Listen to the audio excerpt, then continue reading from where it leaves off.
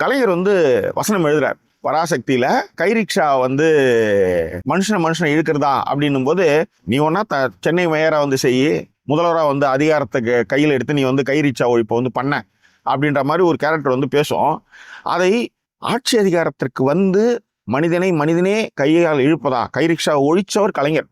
அது மட்டும் கிடையாது, இலவச கான்கிரீட் வீடுகள் கட்டி கொடுத்தது மட்டுமல்ல, வாடகை நிர்ணயம், அதாவது இதுதான் வந்து இவ்வளவுதான் நீங்க இந்த வீட்டுக்கு வாடகையை வந்து நிர்ணயம் செய்யறதையும் தமிழகத்துல கலைஞர் தான் முதன்முறையாக எடுத்து வந்தார்.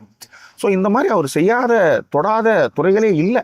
அதே நேரத்தில் இந்தியாவிலேயே முதல் முறையாக காவல்துறை ஆணையத்தை எடுத்து வந்தது கலைஞர் தான், வேற யாரும் கிடையாது. கலைஞர் தான் காவல்துறை ஆணையத்தை தமிழகத்தில் அவர் தான் வந்து முதல்ல உருவாக்குறார். பிற்படுத்தோர், தாழ்த்தப்பட்டோர், இவங்க எல்லாத்துக்கும் ஒரு துறையை வந்து கலைஞர் தான் உருவாக்குறார். அதாவது தலித் என்ற சொல் இந்தியாவெங்கும் புழக்கத்தில் இருக்கும்போது கலைஞர்கிட்ட வந்து ராசா கேட்குறாரு, ஏன் வந்து நீங்கள் தலித்துன்ற சொல்ல நீங்கள் பேசவே மாட்டீங்க, பயன்படுத்த மாட்டீங்க, அதிகமாக பயன்படுத்த மாட்டீங்க என்பது அவர் சொல்கிறாரு.